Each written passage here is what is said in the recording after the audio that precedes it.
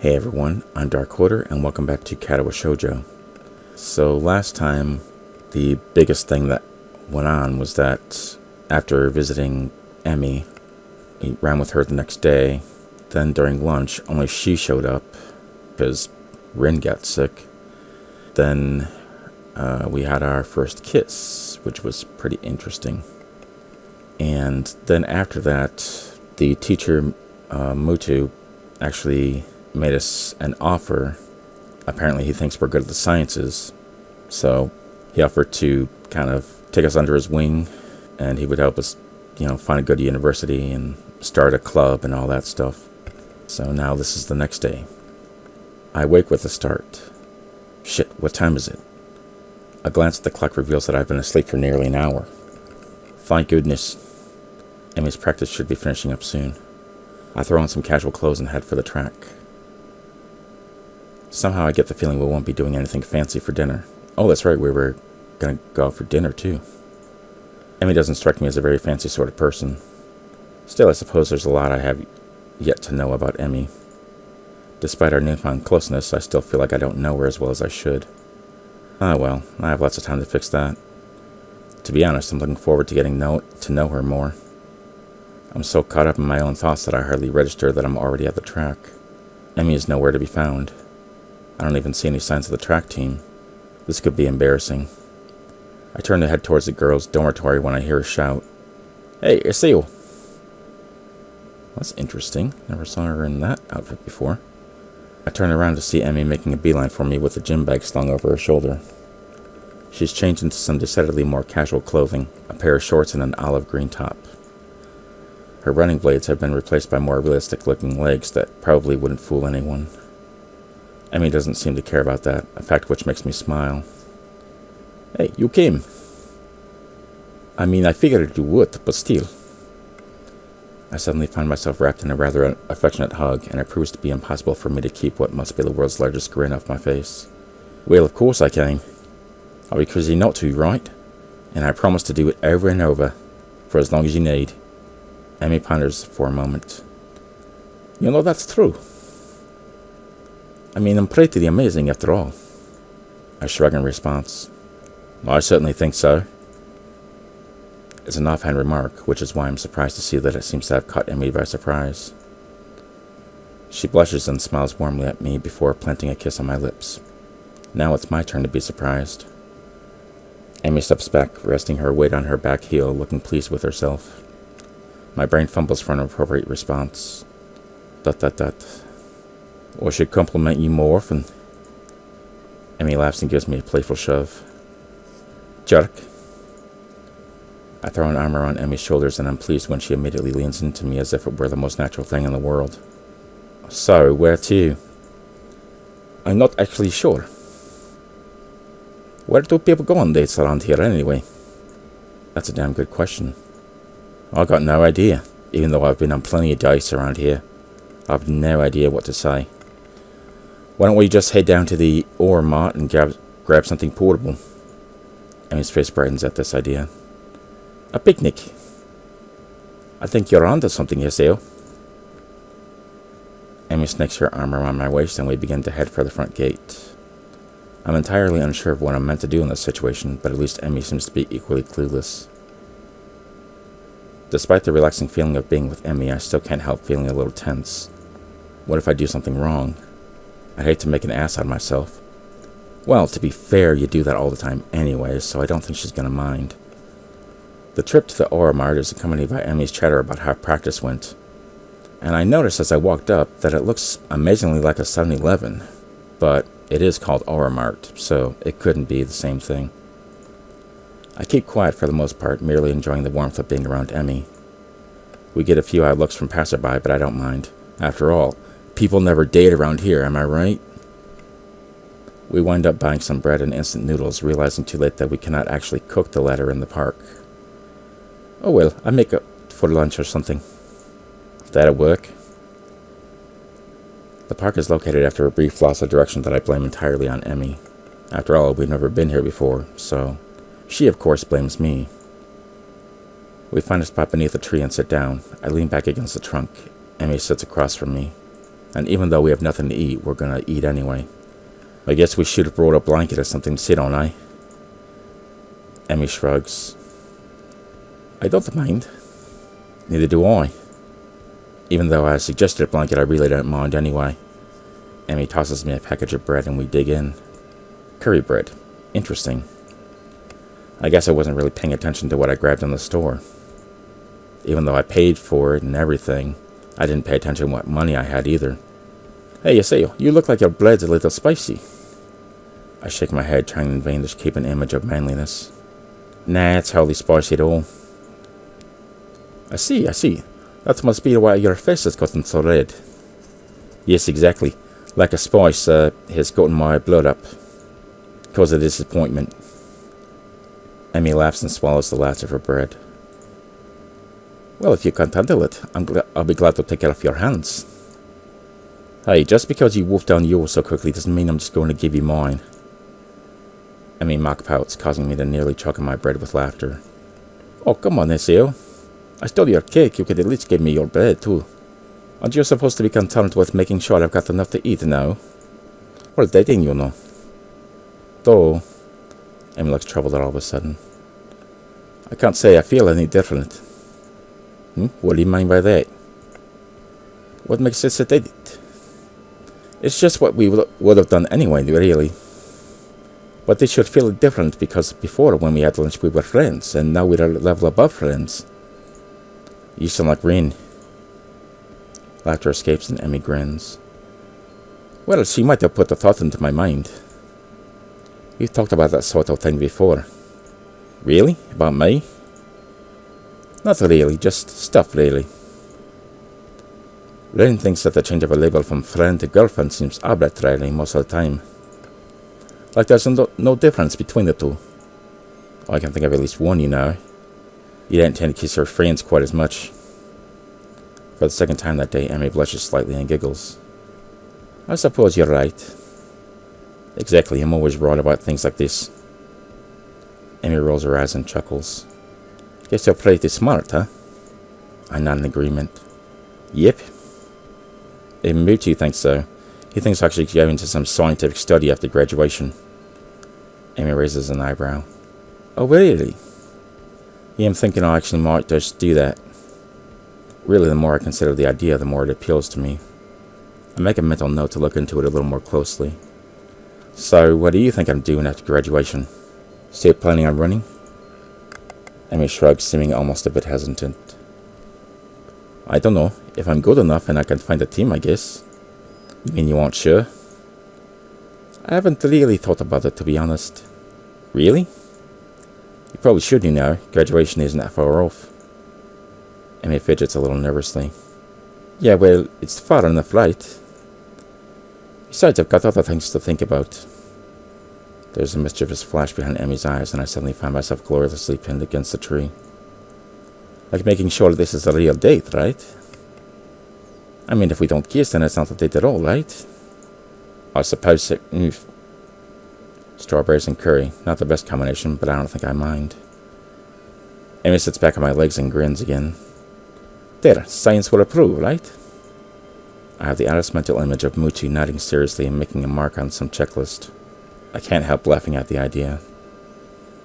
Well, I'll admit this is the first time I've ever witnessed a kiss met with laughter before. Should I feel offended? Hey, no. I'm sure science approves. Emmy beams at me and I find it increasingly difficult to keep my brain functioning properly. Oh, good. It is at this point I notice that Emmy has stolen the remainder of my curry bread while I was otherwise occupied with images of teachers wielding clipboards. Hey. Emmy tries to look innocent, but considering she's just crammed the last bits of my bread into her mouth, it does not appear to be working. Yeah. Sorry, couldn't resist. Thief! A shrug from my companion is all I get in response. You use your feminine wiles on me. I wasn't that hungry anyway, but I still feel that the point needs to be made. Emmy seems confused by the phrase feminine wiles, but the understanding dawns on her features after a moment's thought. Wasn't anything of the sort. You were laughing. Feminine wiles don't involve laughing. I guess I can't argue with this. That doesn't change your thievery. Emmy laughs at my injured tone and gives me a playful shove. Fine, you can have the instant noodles. Are you kidding? That stuff's terrible. If anything, you should definitely eat it as a punishment. Another laugh from the girl sitting on my legs, both of which have fallen asleep by now. And they're actually starting to fall off, but yeah, I don't mind. And then she faints. I twitch one leg to try waking it up, which has the unintended effect of unbalancing Emmy, who falls to the side with a startled eep. Whoops, sorry about that, even though I meant to do it. Legs fail asleep on me. Emmy remains on the ground giggling. I stand up a little shakily, feeling the nerves in my legs return to normal. My eyes wander over the scenery before fixing on the figure of Emmy, who has yet to get up. Her hair is splayed out around her head, her arms are spread, and laughter is bubbling up through her mouth. Everything about Emmy seems condensed into this one image. Her energy, her spirit, her childish giggling. The urge to lay down on the grass with her rises swiftly from the back of my mind to the forefront of my thoughts, and indeed I am convinced that I would love nothing more than to do just that. Unfortunately, the sun is set, and it's probably time for us to get back to the dormitories. While Emmy may be happy to stay out here all night, I don't think I have that ability. Besides, homework soon beckons. It wouldn't make sense to start thinking about things like university and then slack off, would it? I extend a hand to Emmy to help her up. We should probably get going. Emmy makes a sour face. You're right. She grabs my proffered hand, and I pull her to her feet into a hug. This time, I'm the one who kisses her, unable to resist having Emmy against me. Seems a shame to leave, you know? Yeah, it does. But if we don't get back to the school soon, we'll probably get into trouble. Emmy pokes me on the ribs playfully. And you need to do your homework, I'm sure. Sadly, you're absolutely right. I throw my arm around her shoulders and we make the trek back to the school, accompanied by occasional bouts of laughter as our conversation jumps from subject to subject.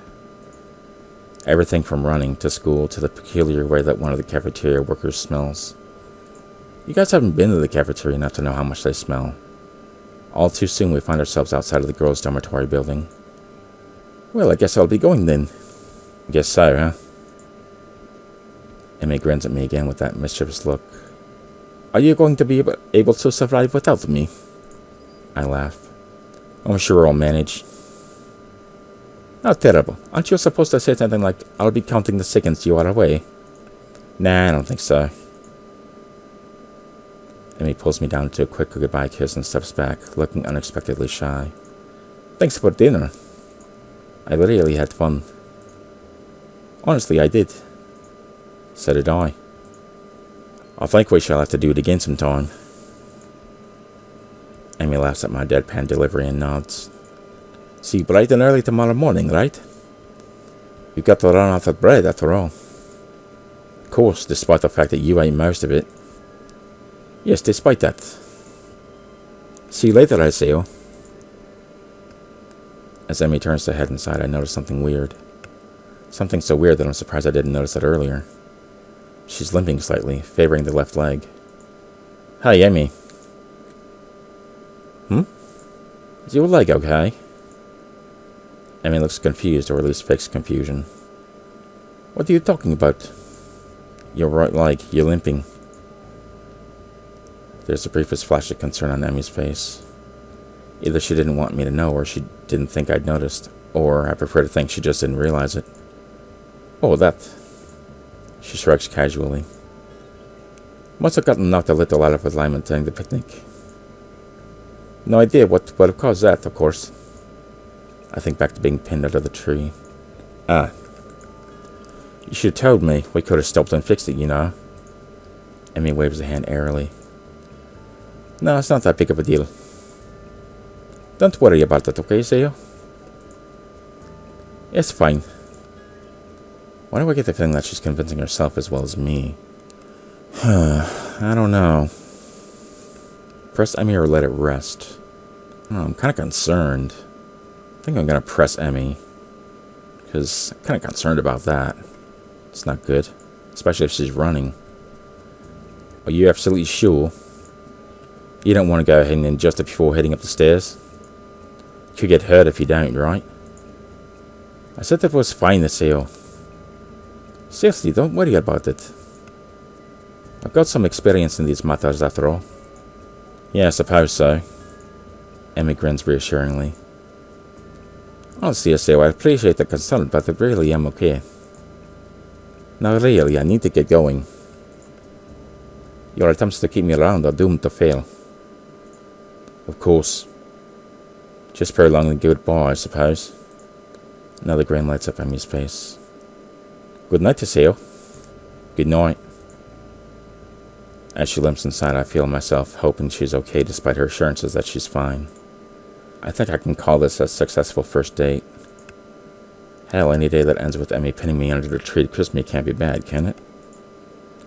I head back to my room and mentally thank the gods that Kenji doesn't ambush me in the hallway and get started on my homework.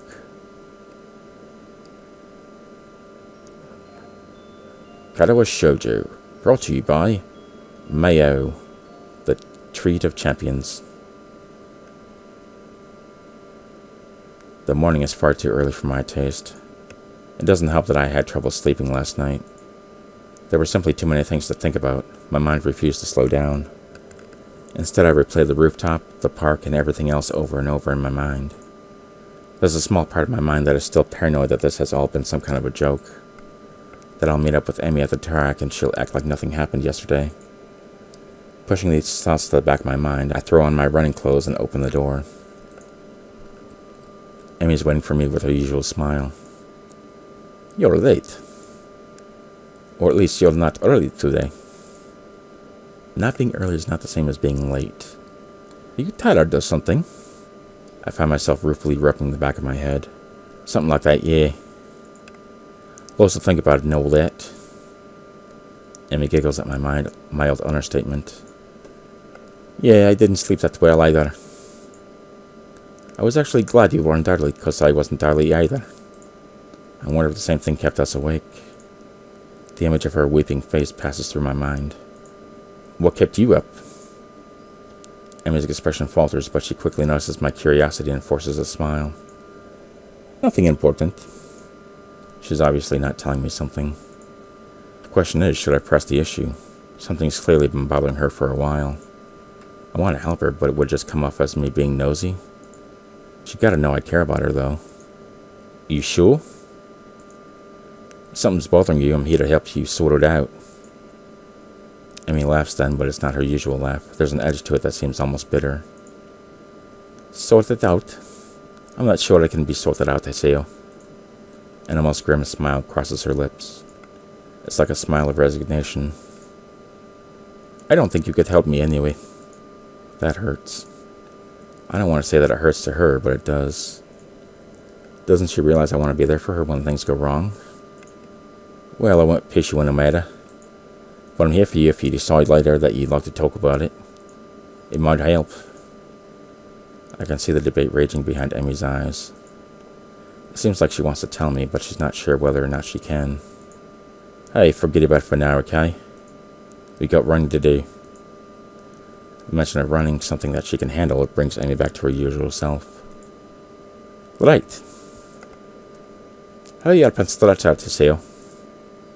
We've got to get moving. She takes off like a shot, far quicker than I'm used to. Still, I try to keep pace with her, recklessly testing my limits. It gives me a feeling of freedom, like my heart is no longer important. I find myself wanting to laugh, filled with the feeling of moving beyond what I once called my boundaries. The nurse's warnings to not overdo things echo in my mind, and I disregard them. This feeling I have, this willingness to risk a heart attack for something so trivial as a morning run, feels out of character for me. But is it? Or rather, should it be? I've got a weak heart, sure. It'll never be capable of the kind of speed and endurance Emmy's capable of. Though I probably wouldn't be able to get that good even if I had a healthy heart. As we round the final bend, I feel my legs screaming in protest, but for the first time, I ignore them. I accelerate to finish at a sprint, nearly catching up to Emmy. That was never going to happen, of course. Still, I feel surprisingly good. Oh, sure, my legs feel like they're about to catch fire and I'm having trouble staying upright. But there's been a shift of some sort today. And it's all thanks to the girl grinning at the finish line waiting for me. That feel a little faster than usual. My comment is met with a grin and a shrug. Can't have you think I was going to go soft on you now, can I? But you managed to handle it just fine. Well, I couldn't have done it without you. Still feeling the high from the run and moved by a surge of gratitude, I seized Emmy in a hug. Thanks. Really, I'm not just saying that, even though I am. I'm in your debt. Emmy seems flustered by my words, squirming uncomfortably. Don't be silly, Hisao. I don't want you to hug me. Someone had to haul you out here, didn't they? And it's not like you're not doing anything for me, right? I needed a line partner, remember? I shake my head, still pointedly not letting go of Emmy, who stops squirming and merely looks up at me with a quickly deepening blush that almost seems out of character. No, that's not true. You wanted a running partner, but you didn't need one. If I hadn't shown up to die at the festival, you would still run, right? But it doesn't work the other way around. I only managed to make it out a few times before the festival. And without you, I probably wouldn't have made it out at all after that. Emmy smiles at me and prods my chest with one finger. You are pretty lazy, Hisao. Hey, I was giving you a compliment. Well, you're welcome, I guess. I'll pay you back somehow. Oh, well, that's not necessary, you know. I'm not kinda like you, Hisao, even though I like you as a friend. And being able to run with you in the mornings isn't exactly a bad deal for me either, so... For someone who gets so much praise, she seems unused to gratitude. I can't think of anything else to say, so we fall silent. I become aware of Emmy's breathing, of the dampness of her clothing, and of the scent of her. Coming off anyone else, it would stink. Especially her. Coming off of Emmy, it fits her in a way nothing else could. Her skin is cool, slick with sweat, and a breeze causes goosebumps to rise. Almost without thinking about it, I lean down and meet Emmy's mouth, which has already moved to meet my own. Her lips are soft, and she hums happily as we kiss, sending vibrations from her mouth to mine. There's a startling rightness to everything about this moment. We fit one another perfectly. The kiss ends, and I finally let my arms direct back to my sides. Emmy is smiling warmly at me, and giggles again. Come on, let's say we better go see the nurse. Then it happens.